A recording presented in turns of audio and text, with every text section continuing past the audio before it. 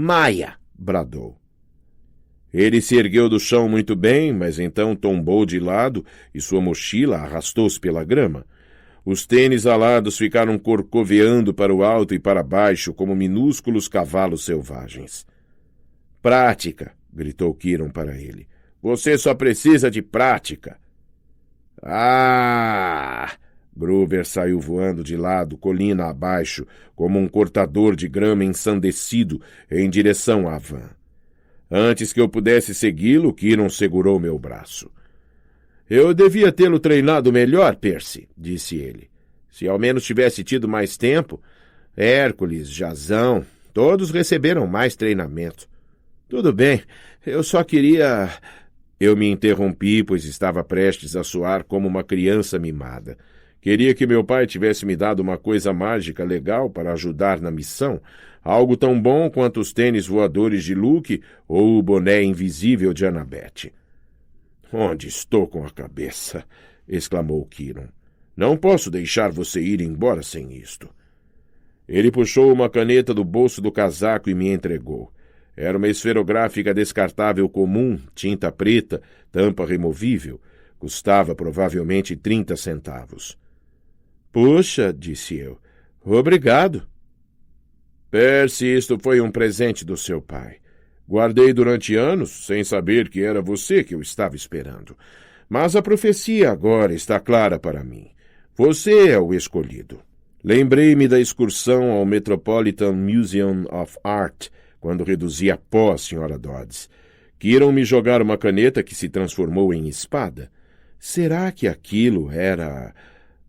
Tirei a tampa e a caneta ficou mais comprida e pesada em minha mão. Em meio segundo eu estava segurando uma reluzente espada de bronze com lâmina de fio duplo, cabo envolvido em couro e uma guarda chata rebitada com pinos de ouro. Era a primeira arma que realmente parecia equilibrada em minha mão.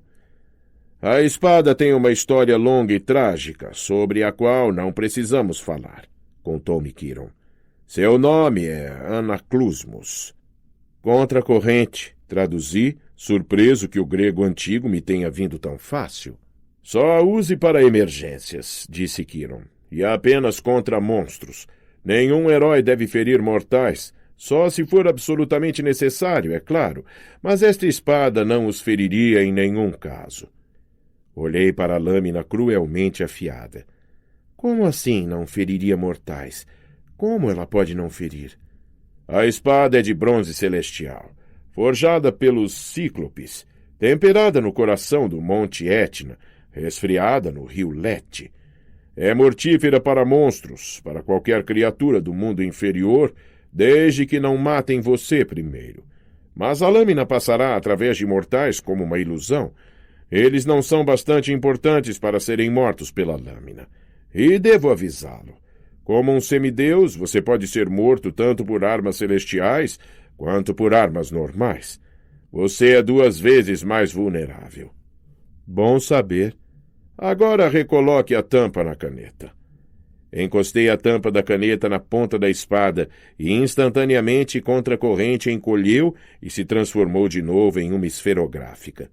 Enfiei-a no bolso um pouco nervoso, porque na escola tinha a fama de perder canetas. Não há risco, disse Kiron. De quê? De perder a caneta, disse ele. É encantada. Sempre vai reaparecer no seu bolso. Experimente. Eu estava desconfiado, mas atirei a caneta o mais longe que pude, colina abaixo, e a vi desaparecer na grama. Pode levar alguns instantes, disse Kiron. Agora verifique o bolso. Sem dúvida, a caneta estava lá. Certo, isso é muito legal, admiti. Mas e se um mortal me vir puxando uma espada? Kiron sorriu. A névoa é algo poderoso, Percy. A névoa? Sim. Leia a Ilíada. Está cheia de referências a isso. Sempre que elementos divinos ou monstruosos se misturam com o mundo mortal, eles geram a névoa, que toda a visão dos seres humanos. Você verá as coisas exatamente como são, sendo um meio-sangue, mas os seres humanos interpretarão tudo de modo muito diferente. É realmente incrível até que ponto os seres humanos podem ir para adaptar as situações à sua concepção de realidade. Pus contra-corrente de volta no bolso. Pela primeira vez senti a missão como algo real. Eu estava de fato deixando a colina meio-sangue. Estava indo para o oeste sem nenhuma supervisão de adulto, sem um plano B, nem mesmo um telefone celular. Kiron disse que os telefones podiam ser rastreados por monstros. Se usasse um, seria pior do que lançar um foguete de sinalização. Eu não tinha nenhuma arma mais poderosa do que uma espada para combater monstros e chegar à terra dos mortos. Kiron, falei, quando você diz que os deuses são imortais, quer dizer, havia um tempo antes deles, certo? 4 eras antes deles, na verdade. O tempo dos titãs foi a 4ª era, às vezes chamada de Era de Ouro, o que sem dúvida é um nome impróprio. Esta época, a época da civilização ocidental e reinado de Zeus, é a 5ª era. Então, como era antes dos deuses? Kiron contraiu os lábios. Nem mesmo eu sou bastante velho para me lembrar disso, criança. Mas sei que era um tempo de trevas e selvageria para os mortais. Cronos, o senhor dos titãs, chamou seu reinado de Era de Ouro porque os homens viviam em inocência e livres de todo o conhecimento. Mas isso era mera propaganda. O rei Titã não se importava nada com sua espécie, a não ser para servir de aperitivo ou como fonte de entretenimento. Foi só no início do reinado do senhor Zeus, quando Prometeu, o bom Titã, trouxe o fogo para a humanidade, que sua espécie começou a evoluir. E mesmo então, Prometeu foi estigmatizado como pensador radical. Zeus o castigou severamente, como você deve lembrar. É claro, por fim, os deuses se interessaram pelos seres humanos e nasceu a civilização ocidental. Mas agora os deuses não podem morrer, certo? Quero dizer, enquanto a civilização ocidental estiver viva, eles estarão vivos. Assim, mesmo se eu fracassar, nada pode acontecer de tão ruim a ponto de estragar tudo, certo? Kiron me deu um sorriso melancólico. Ninguém sabe quanto tempo a Era do Ocidente irá durar, Percy. Os deuses são imortais, sim, mas os titãs também eram imortais. Eles ainda existem, trancados em suas várias prisões, forçados a suportar dores e castigos infinitos, com o poder reduzido, mas ainda muito vivos. Que as parcas não permitam que os deuses sofram tal maldição, ou que retornemos às trevas e ao caos do passado. Tudo o que podemos fazer, criança, é seguir nosso destino. Nosso destino, presumindo que saibamos qual é. Relaxe, disse-me Kiron. Mantenha as ideias no lugar e lembre-se, você pode estar a ponto de evitar a maior guerra da história humana. Relaxe, disse eu. Estou muito relaxado. Quando cheguei ao pé da colina, olhei para trás.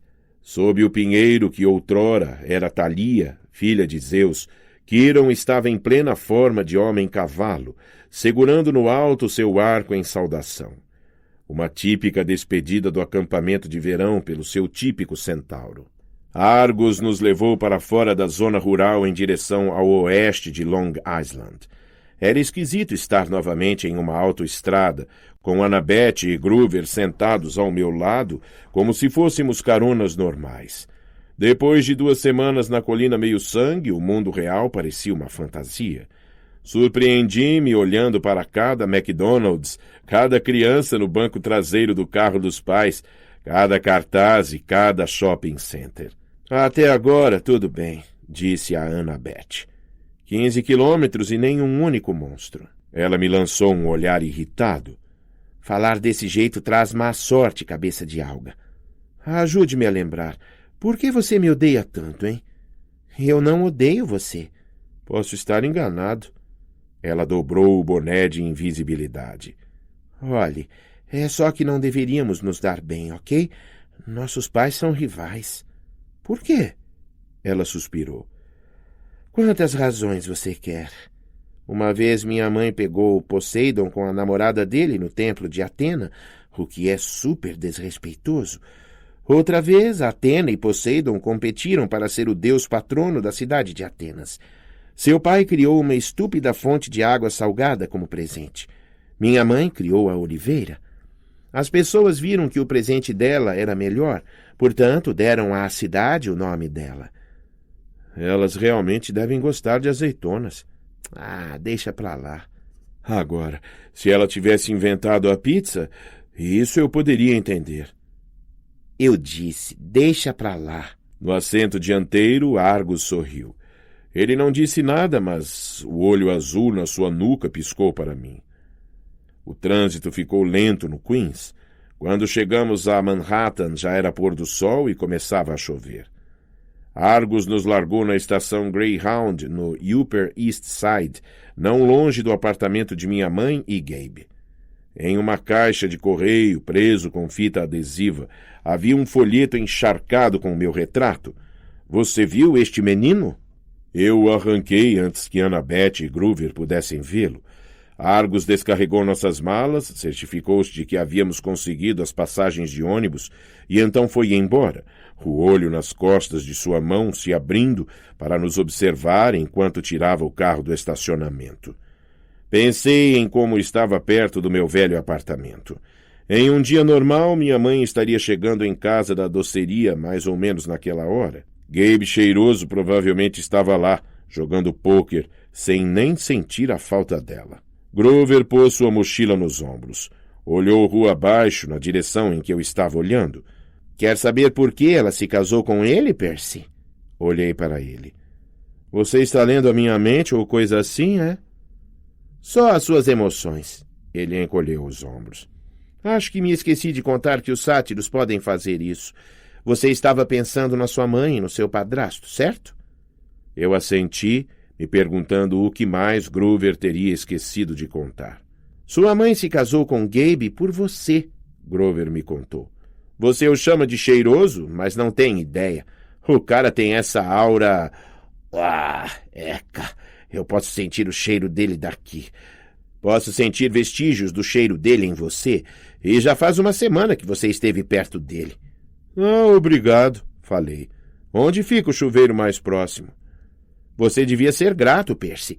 Seu padrasto tem um cheiro tão repulsivamente humano que pode mascarar a presença de qualquer semideus. Assim que inalei o ar dentro do seu Camaro, eu soube. Gabe esteve encobrindo seu cheiro por anos. Se você não tivesse morado com ele durante todos os verões, provavelmente teria sido encontrado por monstros muito tempo atrás. Sua mãe ficou com ele para proteger você. Era uma senhora esperta. Devia amar muito você para aturar aquele cara. Se é que isso o faz se sentir melhor. Não fazia, mas me forcei para não demonstrar. Eu a verei de novo, pensei. Ela não se foi. Fiquei imaginando se Groover ainda podia ler as minhas emoções, confusas como estavam. Estava grato por ele e Annabeth estarem comigo, mas me sentia culpado porque não fora sincero com eles. Não lhes contar a verdadeira razão de ter dito sim para aquela missão maluca. A verdade era que eu não me importava em recuperar o relâmpago de Zeus, em salvar o mundo ou mesmo em ajudar meu pai a sair da encrenca. Quanto mais pensava nisso, mais me ressentia de Poseidon por nunca ter me visitado, nunca ter ajudado minha mãe, nunca ter sequer mandado uma droga de cheque de pensão alimentícia. Ele só me reconhecera porque tinha um serviço a ser feito. Eu só me preocupava com minha mãe. Hades a levar injustamente e Hades iria devolvê-la. Você será traído por aquele que o chama de amigo, sussurrou o oráculo em minha mente.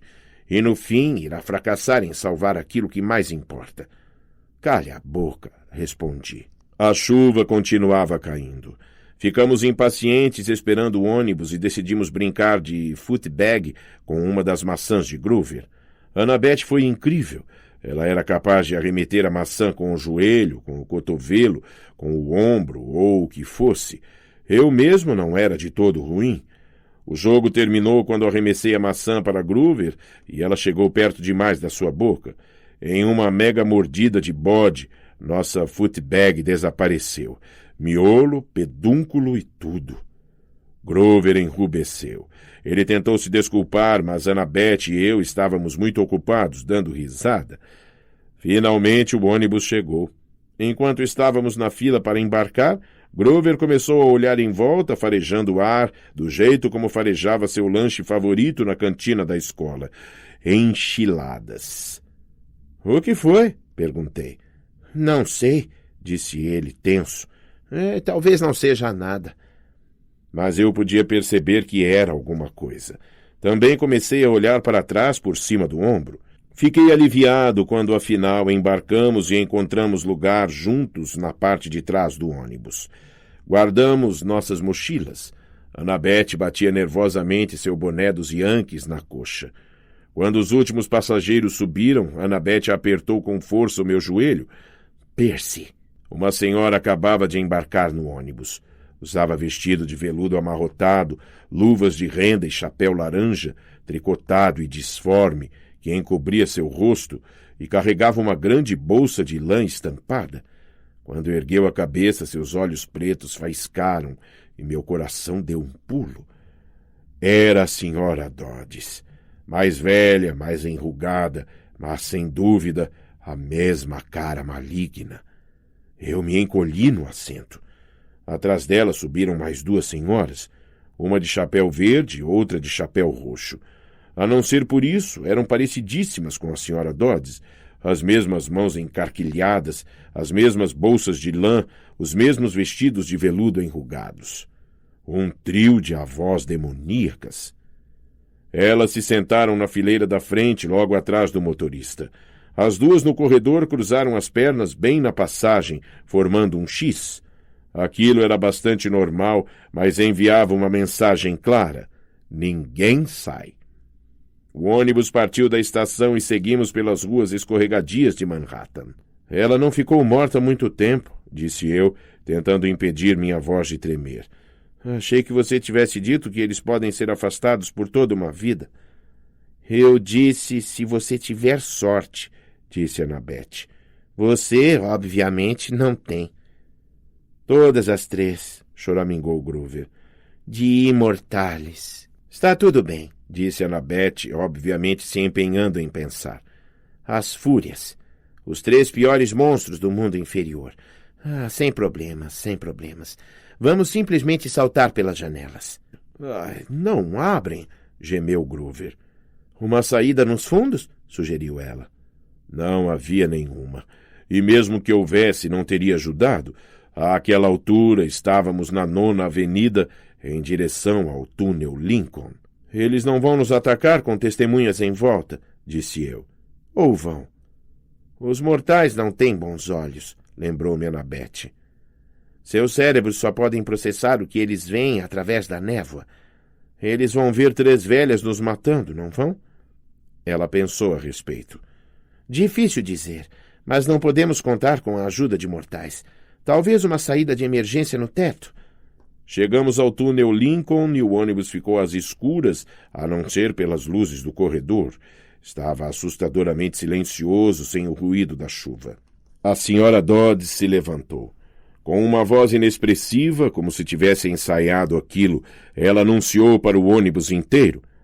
Preciso usar o toalete. Eu também, disse a segunda irmã. Eu também, disse a terceira irmã.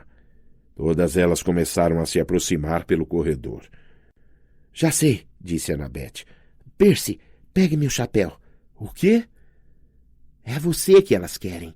Fique invisível e siga pelo corredor. Deixe que elas passem por você. Talvez você possa chegar até a frente e escapar. Mas vocês... Há uma pequena possibilidade de que elas não reparem em nós, disse Annabeth. Você é filho de um dos 3 grandes. Seu cheiro deve encobrir o nosso. Não posso abandonar vocês. Não se preocupe conosco, disse Grover. Vá!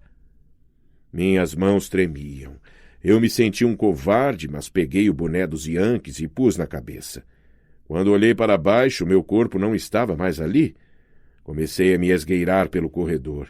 Consegui passar 10 fileiras, depois me esquivei para um assento vazio, bem quando as fúrias passaram. A senhora Dodds parou, farejando, e olhou diretamente para mim. Meu coração estava disparado. Parecia não ter visto nada. Ela e as irmãs continuaram andando. Eu estava livre. Cheguei até a frente do ônibus. Já estávamos quase saindo do túnel Lincoln. Estava a ponto de apertar o botão de parada de emergência quando ouvi lamentos abomináveis vindos da fileira do fundo.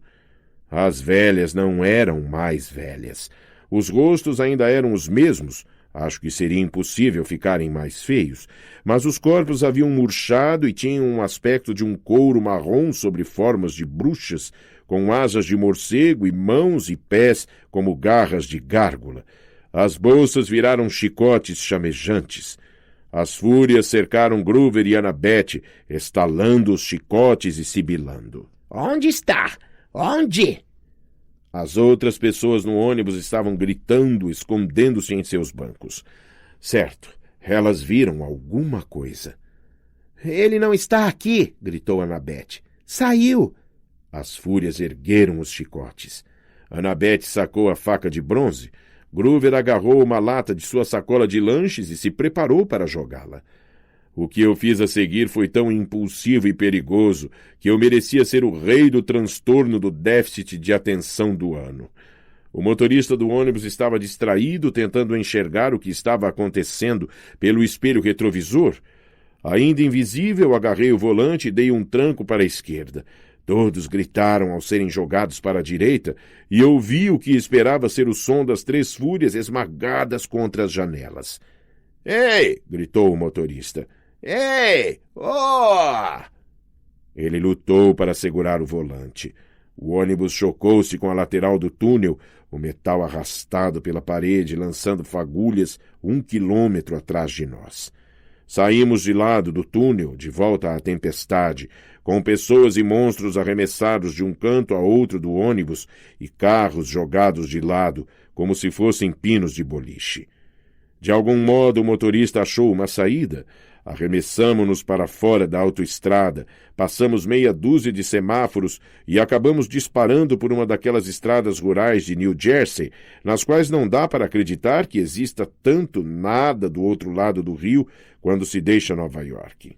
Havia bosques à nossa esquerda e o rio Hudson à direita, e o motorista parecia se desviar na direção do rio. Outra grande ideia. Aperto o freio de emergência. O ônibus gemeu, traçou um círculo completo sobre o asfalto molhado e se chocou contra as árvores. As luzes de emergência se acenderam, a porta se abriu. O motorista foi o primeiro a sair, com os passageiros gritando, enquanto fugiam em pânico atrás dele. Subi no assento do motorista e deixei-os passar. As fúrias retomaram o equilíbrio. Estalaram os chicotes para Annabeth enquanto ela brandia a faca e gritava em grego antigo que recuassem. Groover atirava latas. Olhei para a porta aberta. Eu estava livre para partir, mas não podia abandonar meus amigos. Tirei o boné invisível. Ei! As fúrias se viraram, mostrando as presas amareladas para mim, e a saída de repente me pareceu uma excelente ideia. A senhora Dodds avançou de modo arrogante pelo corredor, como costumava fazer em classe, pronta para entregar meu F na prova de matemática. Cada vez que ela estalava o chicote, chamas vermelhas dançavam pelo couro farpado. Suas 2 irmãs horrorosas pularam para cima dos assentos de ambos os lados e se arrastaram na minha direção como 2 lagartos enormes e asquerosos. Perseu Jackson, disse a senhora Dodds com um sotaque que vinha de algum lugar mais distante do que o sul da Geórgia. Você ofendeu os deuses. Você deve morrer. Eu gostava mais de você como professora de matemática, falei. Ela rosnou. Annabeth e Groover se aproximavam com cautela por trás das fúrias, procurando uma passagem. Tirei a esferográfica do bolso e a destampei. Contra a corrente se alongou e virou uma reluzente espada de fio duplo. As fúrias hesitaram.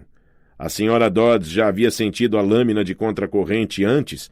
Obviamente não gostou de vê-la de novo. — Renda-se agora! Sibilou. — E não sofrerá o tormento eterno. — Boa tentativa, disse a ela. — Percy, cuidado! gritou Annabeth. A senhora Dodds lançou seu chicote em volta da mão com a qual eu segurava a espada, enquanto as fúrias em cada lado pularam em cima de mim. Era como se minha mão estivesse envolta em chumbo derretido, mas consegui não soltar contra a corrente. atingi a fúria da esquerda com o cabo e a mandei cambaleando de costas para a poltrona. Virei e fiz um corte na fúria da direita. Assim que a lâmina entrou em contato com o pescoço dela, ela gritou e explodiu em pó. Annabeth agarrou a Sra. Dodds em um golpe de luta e a atirou para trás, enquanto Groover arrancava o chicote de suas mãos.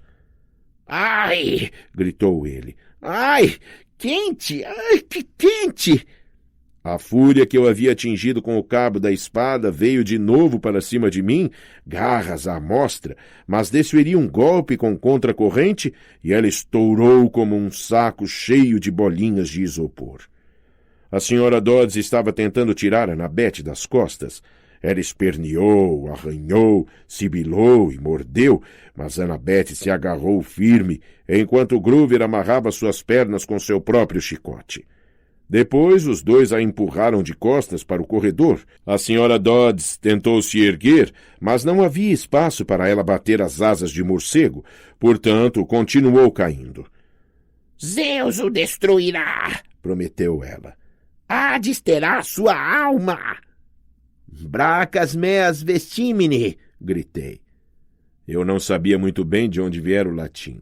Acho que queria dizer, coma as minhas calças. Um trovão sacudiu o ônibus. Os cabelos se eriçaram na minha nuca. Fora! Gritou Annabeth para mim. Agora! Não era necessário. Corremos para fora e encontramos os outros passageiros andando de um lado para o outro, atordoados, discutindo com o motorista ou correndo em círculos e gritando. Nós vamos morrer! Um turista de camisa com estampa havaiana e uma câmera bateu uma foto minha antes que eu pudesse pôr a tampa na minha espada. Nossas malas, Groover se deu conta. Nós deixamos nossas... Bum! As janelas do ônibus explodiram enquanto os passageiros corriam para se abrigar.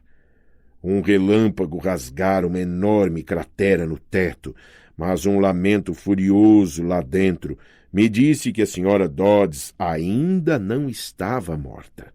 Corram, disse Annabeth. Ela está chamando reforços. Temos de sair daqui. Mergulhamos para dentro dos bosques enquanto a chuva despencava torrencialmente, com um ônibus em chamas atrás de nós e nada à frente, a não ser trevas.